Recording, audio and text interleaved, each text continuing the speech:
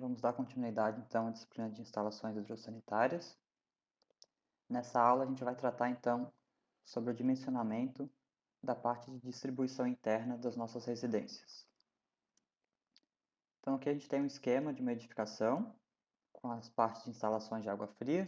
Então só revisando o que a gente já viu até aqui na disciplina. Então a gente tem o subsistema de alimentação, onde a gente já viu ali como dimensionar o alimentador predial, qual que é a função do cavalete, do hidrômetro, do abrigo e do ramal predial. Então essa é a parte inicial do meu sistema, que eu vou conectar a minha edificação com o sistema público de abastecimento de água. Em seguida, a gente viu também como é que a gente faz o dimensionamento da parte de reservação. Então, como que eu calculo o volume dos meus reservatórios, se eu preciso ter reservatório superior e inferior, ou só superior, como que eu calculo também o sistema de bombeamento, as bombas, as tubulações de recalque e sucção. Então, já vimos também na disciplina. Falta agora a gente ver como que a gente vai distribuir essa água do reservatório até os pontos de utilização. Ou seja, qual que é o caminho que a água vai ter que fazer saindo do reservatório para chegar até os pontos que a gente utiliza água fria. Chuveiro, lavatórios, bacias sanitárias, pias, máquina de lavar louça, máquina de lavar roupa, etc. A gente chama esse subsistema de distribuição interna. Então vão ser todas as tubulações, conexões, que vão fazer com que a água saia do meu reservatório superior e chegue até os pontos de utilização. Então, a partir de agora, a gente vai ver como é que a gente vai dimensionar esse sistema e quais são as partes que constituem esse sistema de distribuição interna. Então, esse sistema é composto aí por 4 tubulações diferentes. Na verdade, a gente dá nomes diferentes para identificar melhor essas partes, né? É um conjunto de tubulações aí que vai conectar o reservatório até os pontos de utilização. Então, a primeira parte a gente chama de barrilete, que é a tubulação logo na saída do reservatório. Algumas residências menores, como casas unifamiliares, é comum que a gente não tenha um barrilete. A gente tem uma tubulação só que sai do reservatório e vai abastecer os diferentes pontos da casa. Mas quando a gente tem edificações maiores, como prédios aí com vários apartamentos, vários andares, eu preciso do barrilete para que eu consiga distribuir a água para diferentes tubulações que vão abastecer os diferentes apartamentos. Então, o barrilete é o que vai conectar o reservatório às colunas de distribuição, são as tubulações seguintes. Então, o barrilete evita que eu precise fazer várias saídas no meu reservatório. Então, vou ter normalmente aí 2 saídas que vão conectar o meu barrilete, essa tubulação horizontal, e a partir dessa tubulação eu vou derivar então as minhas diferentes colunas de distribuição. Então, isso vai depender de cada edificação, né? Como eu falei, um edifício aí com vários apartamentos, vários andares, vai precisar de várias colunas para distribuir a água nos diferentes apartamentos e diferentes pontos de utilização. As colunas de distribuição, elas são então tubulações verticais que vão levar água aos diferentes pavimentos da minha edificação, aos diferentes andares. Então, saindo do barrilete, ela vai passar aí por todos os andares da minha edificação, do mais alto até o mais baixo, até o térreo, para que eu consiga abastecer os diferentes apartamentos ou diferentes andares da minha edificação. Em seguida, nós temos então os ramais, que aí a gente já está entrando mais nos cômodos da edificação de cada apartamento, se eu estou dimensionando uma edificação aí residencial. Então, os ramais vão iniciar nas colunas de distribuição e eles vão levar água até as tubulações seguintes, que a gente chama de subramais. Então, os subramais são os últimos trechos de tubulação que vão conectar a água aos meus pontos de utilização. Então, na chegada de um chuveiro, na chegada de uma pia, na chegada de um lavatório, de um tanque, qualquer aparelho que utilize água, esse último trechinho a gente vai chamar de subramais. Então, o nosso sistema de distribuição interna compreende essas 4 tubulações: o barrilete, as colunas de distribuição, os ramais e os subramais. Então, se a gente pensar na sequência que a água faz, saindo do reservatório até chegar num ponto de utilização, é essa sequência que ela vai percorrer.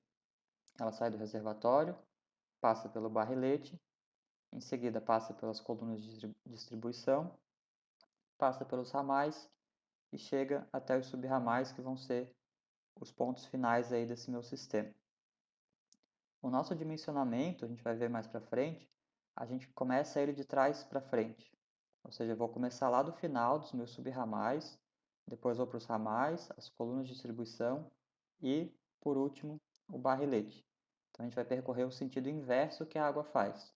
Enquanto a água sai do reservatório e passa aí por essa sequência, barrilete, colunas de distribuição, ramais e subramais, o nosso dimensionamento é feito no sentido inverso.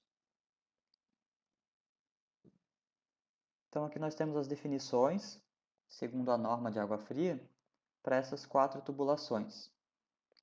Então, o barrilete é a tubulação que se origina no reservatório e da qual derivam as colunas de distribuição, quando o tipo de abastecimento é o indireto, ou seja, quando eu possuo reservatório superior, que é a maioria dos casos aqui no nosso país. Então, essa é a definição do barrilete. Em seguida, nós temos as colunas de distribuição, que são as tubulações derivadas do barrilete e destinada a alimentar os ramais. Então, a gente vê que a própria norma já define essas tubulações como uma sequência. Então, as colunas de distribuição se derivam do barrilete e vão alimentar os ramais.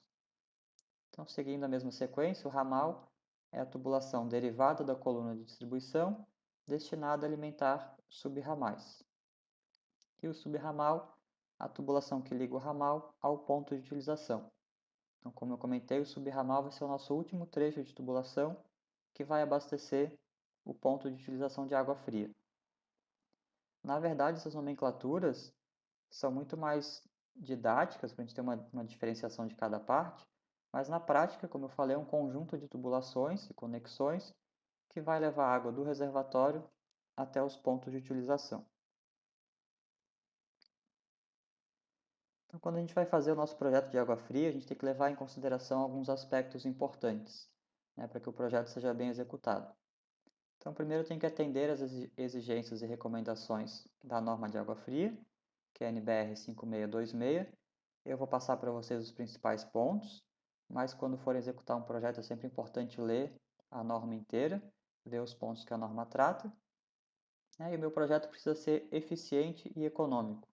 Qualquer projeto de engenharia, a gente foca bastante nesses dois aspectos. Ou seja, eu preciso fazer um projeto que cumpra com a norma, que seja eficiente no que ele se propõe e também que ele seja econômico. Eu quero gastar o mínimo possível, mas sempre atendendo às normas e atendendo os parâmetros mínimos aí para um bom funcionamento.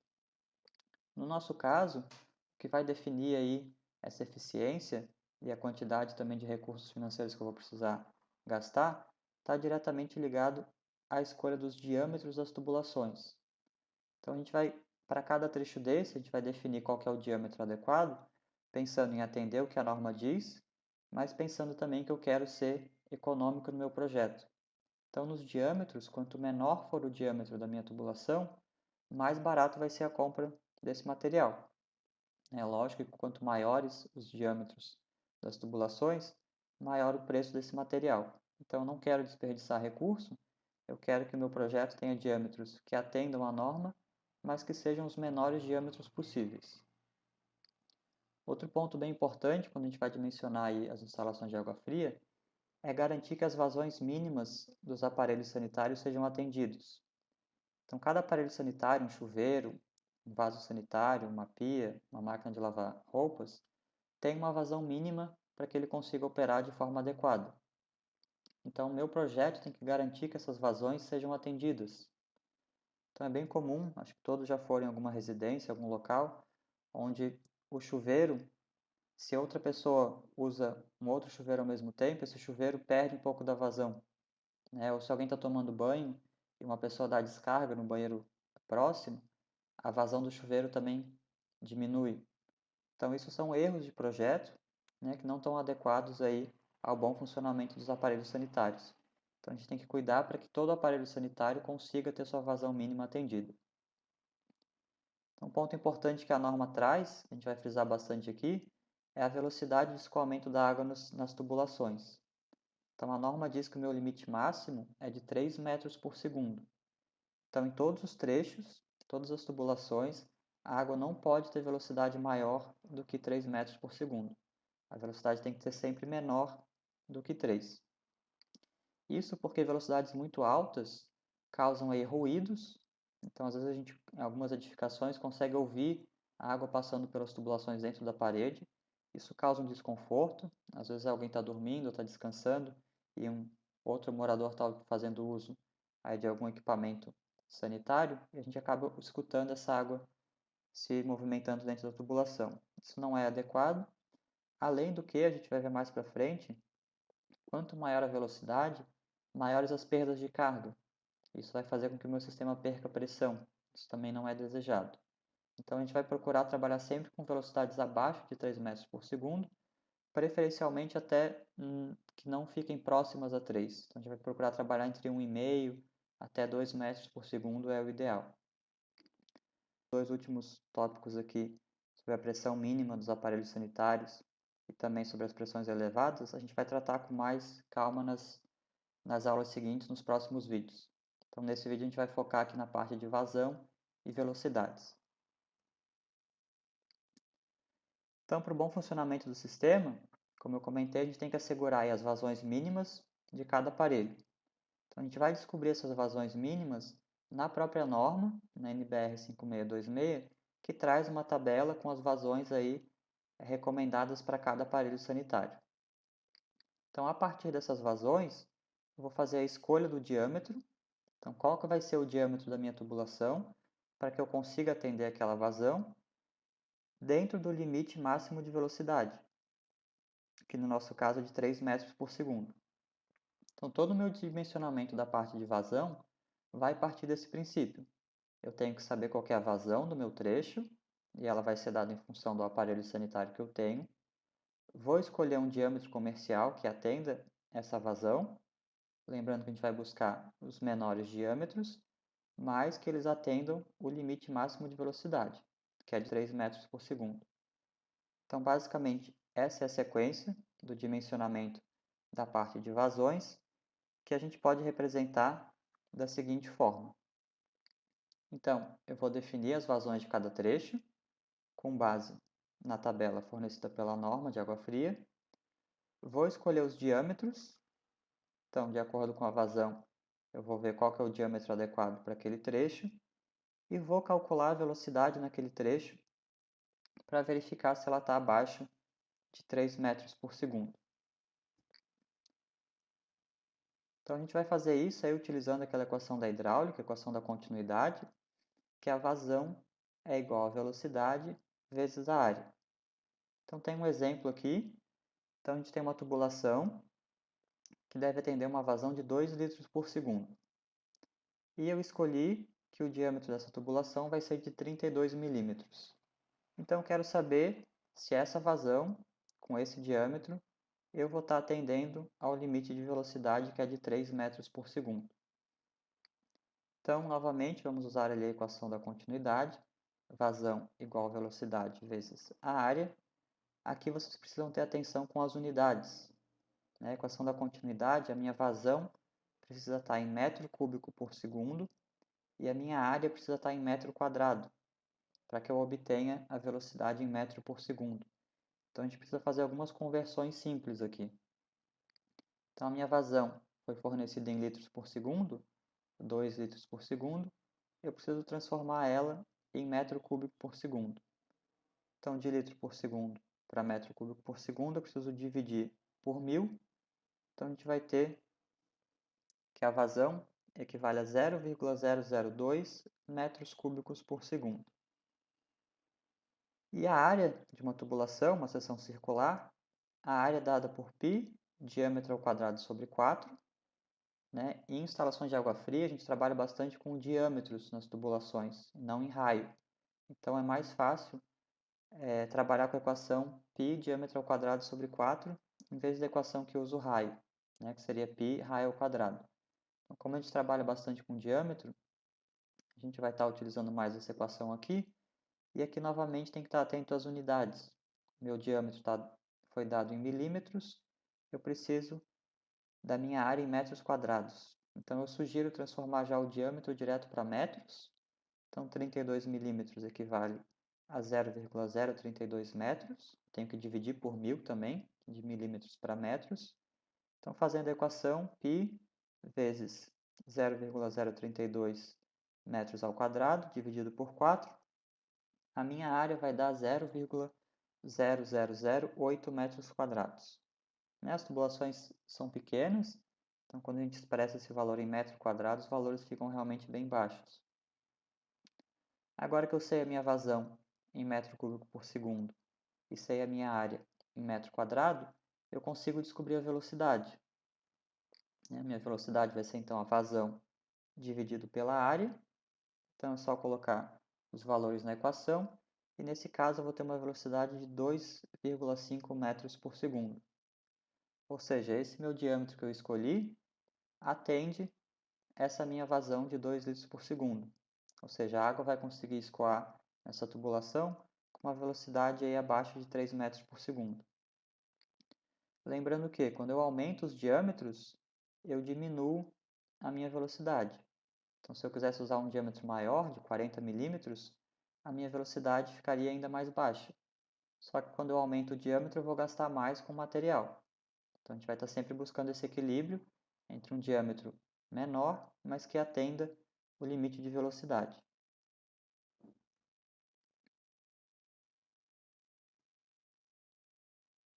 Então, aqui nós temos as vazões dos aparelhos sanitários. Então, quando a gente for dimensionar o nosso projeto, essa tabela da norma, para cada tipo de aparelho sanitário, eu vou ter uma vazão de projeto. Então, aqui alguns exemplos. A bacia sanitária, a gente tem dois modelos, ou com caixa de descarga ou com válvula de descarga. Então, se eu tenho uma bacia sanitária com caixa de descarga, a minha vazão é de 0,15 litros por segundo. Enquanto uma bacia sanitária com válvula de descarga já vai consumir muito mais água, vai ter uma vazão aí de 1,70 litros por segundo. Então, temos vários aparelhos, aí chuveiro ou ducha, chuveiro elétrico, lavadora de pratos ou de roupas, lavatório, mictórios, pias. Então, para cada aparelho, a norma me dá qual é a vazão de projeto, que é o que a gente vai utilizar no nosso dimensionamento. Então, as vazões vão ser sempre fornecidas através dessa tabela. Os diâmetros comerciais, então vocês devem começar a se acostumar aí com os diâmetros comerciais do PVC, são esses que a gente tem disponível para compra. Iniciamos aí em 20 milímetros, depois 25, 32, 40, 50, 60, 75, 85 e 110. A gente deve trabalhar mais na faixa aí, até os 50 milímetros, 50, 60 milímetros, nos nossos exercícios de dimensionamento. Então, na tabela a gente tem o valor externo, ou seja, o diâmetro considerando a parte externa do meu tubo. E ali, só para referência, tem também o diâmetro interno de cada tubulação dessas, que normalmente é o valor utilizado para calcular a área, que seria o diâmetro interno sem considerar as paredes do tubo. Mas é só uma referência para vocês.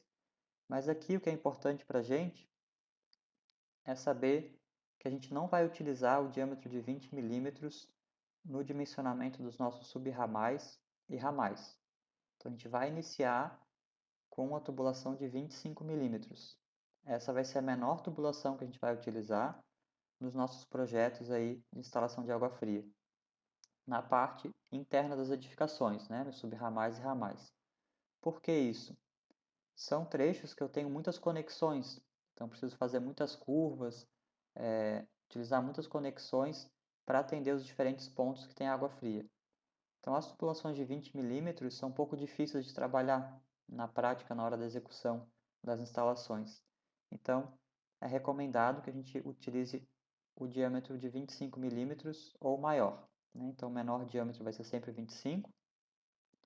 Lembrando que quando a gente calculava lá o alimentador predial, a gente podia usar o diâmetro de 20 milímetros, não tem problema. Mas agora, no nosso sistema de distribuição interna, para os subramais e ramais, a gente não vai utilizar mais o diâmetro de 20 milímetros. Então, inicia sempre a partir do de 25 milímetros. Então, agora, iniciando propriamente o nosso dimensionamento, então, antes de eu fazer qualquer cálculo, eu preciso ter o meu projeto arquitetônico feito. Eu preciso saber como que é a minha edificação, quantos aparelhos sanitários eu vou ter e preciso ter os desenhos já feitos. Então, aqui nós temos duas alternativas de demonstração desses sistemas de água fria, ou através do isométrico, o desenho da esquerda, onde eu vou ter uma representação aí em 3 dimensões das minhas tubulações, com os comprimentos delas, as alturas, os diâmetros a gente vai calcular, né? Mas o desenho vai mostrar tudo isso. Onde que a tubulação está passando, qual que é o diâmetro dela, qual que é o comprimento. Então, eu preciso ter um desenho que me mostre pelo menos o posicionamento das tubulações e o caminho que ela faz saindo do reservatório até chegar nos meus pontos de utilização. Outra forma de representar, aqui o desenho da direita, é uma vista frontal. Então, não é um desenho em 3 dimensões, é um desenho um pouco mais simples, mas eu consigo expressar também bem todos os meus aparelhos sanitários e onde que está passando a minha tubulação. Então, para que a gente possa fazer o dimensionamento, a gente precisa ter os desenhos dessas instalações já feitos. Vocês vão aprender a fazer os desenhos em outras disciplinas mais para frente, mas aqui nos exercícios que a gente for fazer, nos projetos, eu vou sempre fornecer para vocês algum desenho, algum esqueminha, para que vocês consigam fazer os cálculos do dimensionamento das tubulações. Então, nosso dimensionamento a gente vai utilizar essa tabela, eu vou explicando com mais calma mais para frente, onde basicamente para cada trecho, né, para cada parte da tubulação, eu vou ter que dimensionar principalmente aí o que a gente acabou de ver, a vazão, o diâmetro e a velocidade. Essa tabela tem outras colunas aí que eu vou tratar com vocês logo em seguida, mas a tabela visa que a gente verifique justamente esses pontos. Qual que é a vazão em cada um dos trechos que eu vou ter, qual que é o diâmetro nominal que eu vou escolher para essa tubulação e vou verificar se a velocidade desse trecho está atendendo o limite da norma, que é de 3 metros por segundo. Então, um exemplo aqui, para a gente ver como que é feito o dimensionamento. Então, tem uma representação, imagine que é um banheiro de uma residência. Então, aqui na parte esquerda, nós temos a coluna de distribuição, de onde está vindo essa água. Então, a primeira parte do meu desenho, o importante é que eu entenda de onde está vindo a água, qual que é o caminho que essa água faz. E também identificar quais são os pontos que fazem uso de água fria. Então, nesse caso, no banheiro, nós temos aqui um lavatório, uma banheira, uma bacia sanitária e um chuveiro. Então, o primeiro passo é entender o caminho que a água está fazendo para chegar nesses pontos. Então, aqui nós temos a coluna de distribuição, a água está vindo daqui então. Imagino que o reservatório está na parte de cima, ela está descendo e aqui ela vai entrar para a direita nesse meu banheiro. Aí que eu assumi que essa coluna de distribuição vai continuar. Imagina que ela está abastecendo aí outros banheiros nos andares de baixo também. Mas a gente vai estar interessado só nessa parte aqui, saindo da coluna de distribuição para a direita. Então a água tem esse sentido da esquerda para a direita, nesse meu desenho, e ela vai abastecer então o lavatório, a banheira, uma bacia sanitária e um chuveiro. Então depois que eu identifiquei qual é o caminho que a água faz, a gente precisa definir então os nós nesse meu desenho. Então, a gente chama de nó o ponto onde eu tenho uma divisão do escoamento em 2 ou mais direções. Então, sempre que eu identificar que a água está vindo numa direção e ela se divide em 2 ou mais trechos, eu vou identificar esse ponto como um nó. Então, ele está representado em roxo ali na esquerda, nosso primeiro nó. Então, da coluna de distribuição, nesse ponto aqui, a água se divide. Uma parte vai descer, uma parte da água vai entrar aqui para a direita. Então, em todo nó, eu vou ter não só uma mudança de direção, mas também uma mudança de vazão. Né? A quantidade de água que chega no nó, ela vai se dividir, uma parte vai seguir um caminho, outra parte vai seguir outro caminho. Então, eu preciso identificar esses nós, porque são eles que vão me dizer os diferentes trechos que eu vou ter no meu projeto. Então, nesse desenho aqui, nós temos 4 nós que estão representados abaixo. Então, são 4 pontos onde a minha vazão ela vai se dividir em 2 ou mais trechos. Então, ali acima do lavatório eu tenho um nó, e a vazão também vai se dividir, uma parte vai abastecer o lavatório, outra parte segue para abastecer os próximos pontos desse meu banheiro. Então, na banheira a mesma coisa, tem outro nó em cima da banheira, um sobre a bacia sanitária. Então, é importante, muita gente confunde, quando eu tenho curvas, aqui nesse caso do chuveiro, as curvas não são nós. Nesse caso aqui eu não tenho nenhuma divisão da vazão, eu não tenho uma divisão em mais de dois trechos. Então, a água está só fazendo uma curva. Então, a mesma quantidade de água que está chegando nesse meu ponto aqui antes do chuveiro, a mesma quantidade que passa por aqui, ela sobe e vai até o chuveiro. Então, eu não tenho nenhuma divisão de vazão aqui. Então, curvas não são nós. Tá? Quando eu só vou ter um nó, quando eu tenho essa divisão de vazão entre dois ou mais pontos. Então, feita a definição dos nós, então nesse caso, nós temos 4 nós ali representados por pontos roxos, eu vou começar a numerar os trechos do meu desenho. Então, eu vou dar um número sempre nas extremidades, ou seja, onde eu tenho aparelhos sanitários. Então, toda extremidade vai receber uma numeração e todo nó vai receber uma numeração também. Então, isso vai fazer com que eu consiga dividir os diferentes trechos que eu vou ter no meu projeto para que eu faça o dimensionamento de cada trecho separado. Então, a gente já identificou o fluxo de água. Nesse caso, ele está vindo da esquerda para a direita, principalmente. Então, eu começo a numeração, de preferência no sentido contrário ao fluxo de água. Então, nesse caso, a água está entrando aqui pela esquerda, desce a coluna de distribuição e vem aqui até o ponto final na direita. Então, eu começo a minha numeração no ponto mais distante, ou seja, no ponto final que a água vai chegar. Então, eu dei o número 1 para o meu chuveiro, aqui esse nó eu dei o número 2, aqui na bacia sanitária eu dei o número 3. Então, toda extremidade, todo ponto que eu tiver um aparelho sanitário vai receber um número, e todo nó também recebe um número. Então, no final, eu vou ter essa numeração aqui. Eu dei o número 1 para o chuveiro, número 2 para esse nó aqui em cima da bacia sanitária, número 3 para a bacia sanitária, 4 esse nó aqui, 5 para a banheira, 6 o nó em cima do lavatório, 7 o ponto do lavatório e 8 o nosso primeiro nó lá, se eu considerar que a água está chegando por aqui. Essa numeração, cada um pode fazer de um jeito, não precisa ser essa sequência. O importante é que a gente entenda no desenho o que divide cada trecho. Então, nesse caso aqui, nós vamos ter 7 trechos. Então, meu primeiro trecho vai ser do ponto 2 até o 1, que é esse que vai abastecer o chuveiro. E eu vou colocar esses trechos naquela primeira coluna da nossa tabela, para que eu faça depois o dimensionamento para cada um desses trechos separados.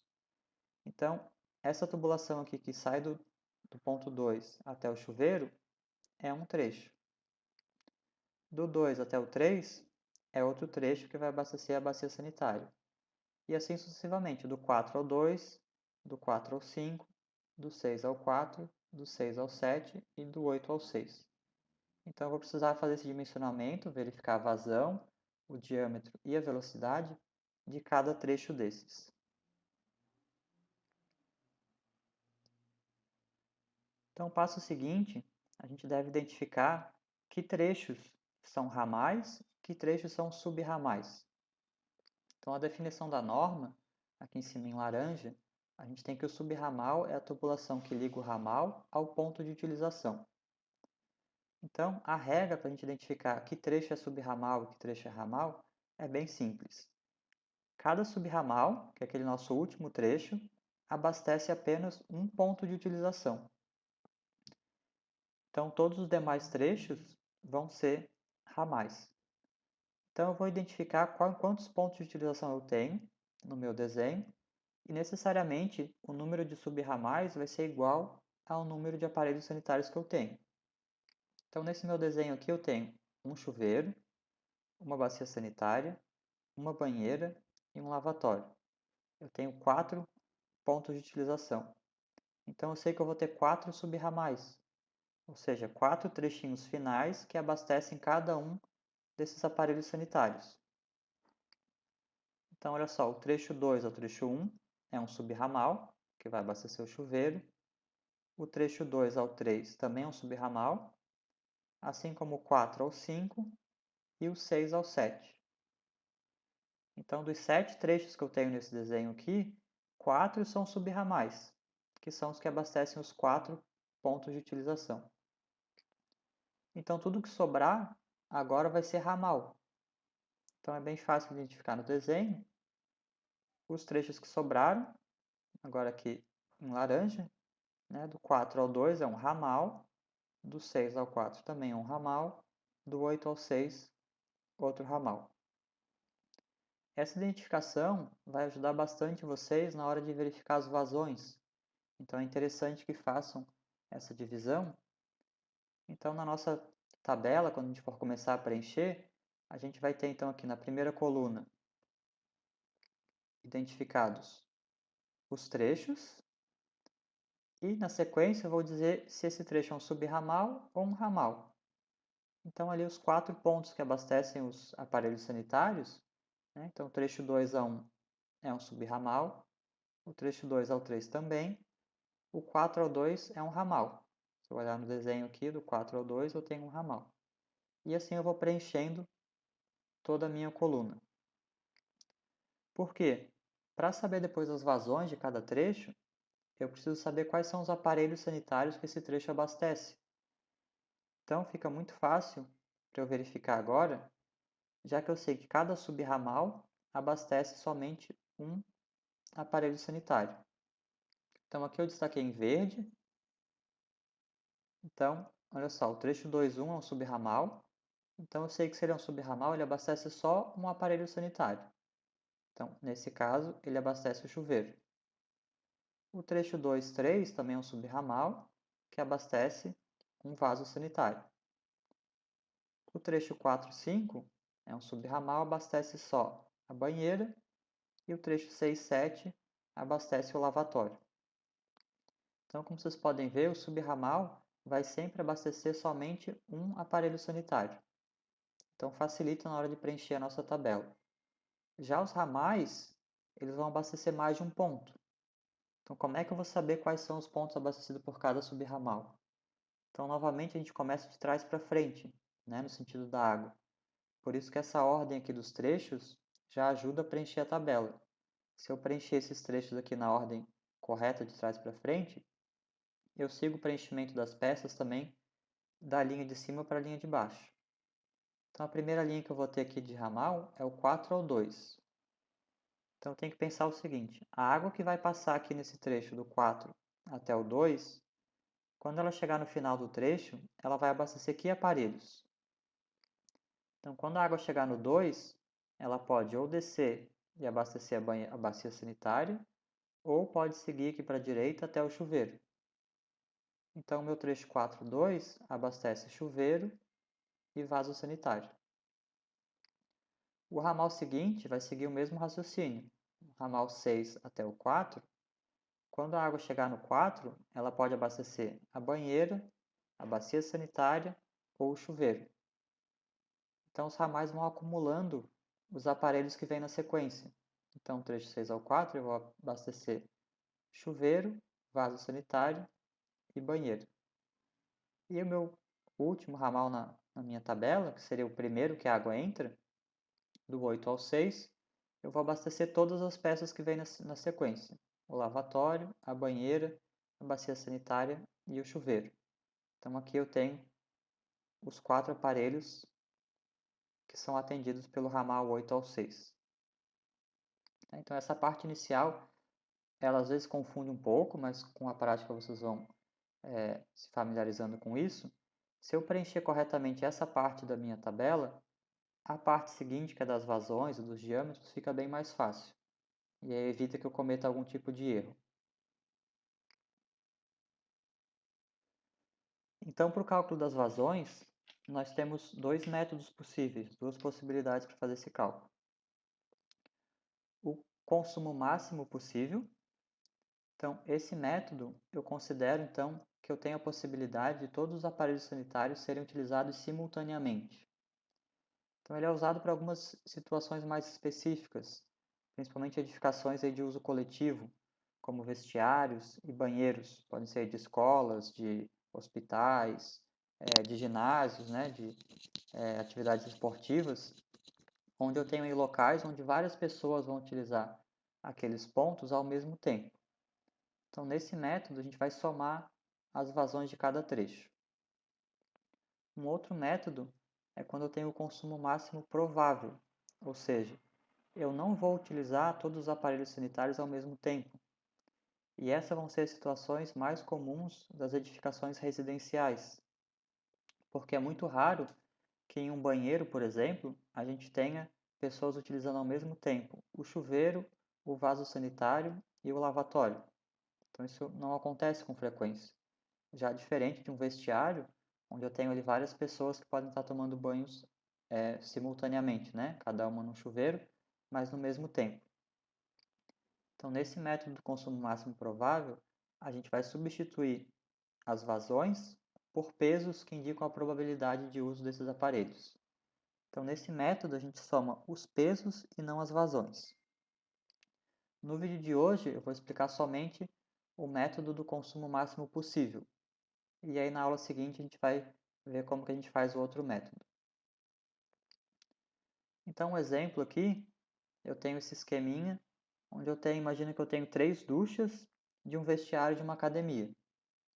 Então, esse é um exemplo, como eu comentei, onde é muito provável que as 3 duchas sejam utilizadas ao mesmo tempo. Então, eu vou considerar esse método do consumo máximo possível. Ou seja, é possível que as 3 duchas estejam ligadas ao mesmo tempo. Na verdade, eu tenho que dimensionar o meu sistema para isso, já que é um vestiário de academia, é muito provável que eu tenha várias pessoas utilizando esses chuveiros.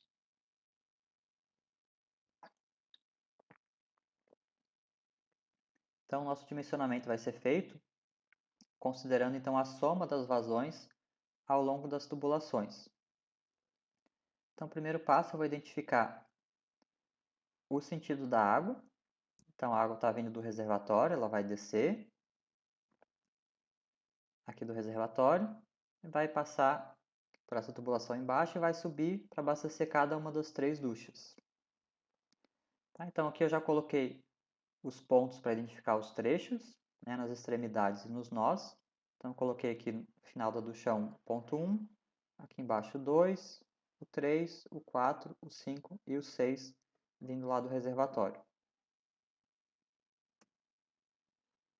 Então, eu tenho aqui 5 trechos, né? O trecho 2 ao 1, o trecho 2 ao 3, o 4 ao 2, o 4 ao 5 e o 4 ao 6. Então, vou identificar o que é ramal e o que é subramal. Então, lembrando da regra, os ramais atendem sempre um aparelho sanitário somente. Então, se eu tenho 3 duchas aqui, eu sei que eu vou ter 3 subramais. Então, a ducha 1 é atendida pelo subramal 2 a 1, a ducha 2 ao subramal 2 ao 3 e a ducha 3, o trecho 4 ou 5 é o subramal dessa ducha. Então aqui eu fiz uma pequena tabelinha só para exemplificar, tem os trechos aqui em cima e já coloquei aqui embaixo então o que são subramais, né? O trecho 1, 2, 2, 3 e 4 ou 5. Então digamos que a vazão de cada ducha é de 0,40 litros por segundo.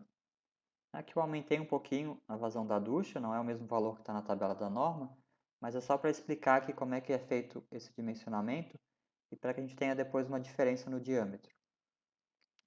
Tá? Então, cada ducha precisa de uma vazão de 0,40 litros por segundo. Então, os trechos que são subramal, eu vou colocar direto a vazão da ducha, já que o subramal abastece só um aparelho. Então, eu posso preencher minha tabela aqui, nos trechos que são subramal, com o valor de cada ducha. Porque se eu olhar o meu desenho aqui, ó, a ducha 1 precisa de 0,40 litros por segundo. Então, a quantidade de água que vai ter que passar aqui do ponto 2 até o ponto 1 tem que ser 0,40.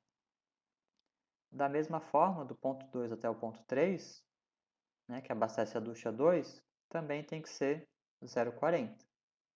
E o ponto 4 até o ponto 5 também é uma ducha só, 0,40. Quando eu vou dimensionar os ramais, aí é que eu tenho que ter mais atenção, porque eu vou ter que somar, nesse caso, as vazões que tem a seguir do meu ramal. Então, por exemplo, quero saber qual que é a vazão agora do ramal 2 ao 4. Então, eu tenho que olhar o meu desenho, né, o ramal aqui do 4 até o 2, para entender da onde que está vindo a água e quais os pontos que ela vai abastecer. Então, do 4 até o 2, a água vai chegar aqui no ponto 2, ela tem duas possibilidades. Ou ela vai subir aqui para abastecer a ducha 2, ou vai subir para abastecer a ducha 1. Então, eu tenho duas duchas. Então, eu vou ter que somar a vazão dessas duas. Então, 0,40 mais 0,40, esse meu ramal aqui tem que ser 0,80 litros por segundo. Da mesma forma, o trecho 4 ao 6 aqui, né, saindo do reservatório, do 6 até o 4, quando a água chega aqui, ela vai ter que abastecer todas as três duchas. Uma parte dela vai subir para abastecer o ponto 5, outra parte segue então até o 2, e do 2 segue para o 3 e para o 1. Então a vazão aqui do trecho 4 ao 6, eu vou ter que somar a vazão das três duchas. Então vou ter 1,20. Se eu pensar agora no sentido da água, o que isso quer dizer? O meu trecho aqui que sai do reservatório, ele tem que ter 1,20 litros por segundo. E aí, esse 1,20 vai se dividir. Uma parte vai subir para a ducha 3. Então, sobe 0,40 para a ducha 3. Eu vou seguir com 0,80 litros por segundo aqui no trecho 4,2, que foi o que a gente calculou aqui, para que eu tenha água suficiente para abastecer mais duas duchas, até a ducha 2 e até a ducha 1. Então é lógico pensar que na saída do reservatório eu vou tendo mais vazão, e à medida que essa vazão vai sendo distribuída para os diferentes aparelhos, ela vai diminuindo. Então, se eu pensar os meus trechos iniciais, né, aqui o 6 ao 4, eles vão ter vazões maiores do que o trecho final, por exemplo, 2 a 1. Porque toda a água que sai do reservatório vai ter que passar por aqui pelo 6 e pelo 4 até ela chegar nos demais pontos. Tá? Então, quando eu tenho esse tipo de situação, onde eu tenho uso simultâneo dos aparelhos, como um vestiário de uma academia, a gente vai somando as vazões de cada trecho. Com base na vazão, eu vou escolher então o meu diâmetro. Então, como é que a gente vai fazer essa escolha? Eu não vou chutar um diâmetro qualquer, mas como o tamanho das tubulações são pré-definidos, eu tenho os diâmetros aqui de 25, 32, 40 milímetros, etc., a área deles também é sempre a mesma. Então, a gente tem essa tabela que vai me dar aqui qual que é a vazão limite para cada diâmetro, considerando a nossa velocidade máxima de 3 metros por segundo. Então, se eu sei a vazão de cada trecho, eu consigo nessa tabela aqui ver qual que é o diâmetro correspondente. Então, os valores de vazão são os valores máximos que cada tubulação consegue suportar, considerando a velocidade de 3 metros por segundo. Então, por exemplo, se eu tenho uma vazão de até 1,10 litros por segundo, eu posso utilizar um diâmetro de 25. Se eu tiver uma vazão de 1,10, isso vai chegar no limite de velocidade, né, de 3 metros por segundo. Se eu tiver uma vazão de 1,20, eu já não posso usar o diâmetro de 25. Aí eu tenho que passar para o diâmetro de baixo, que é o 32.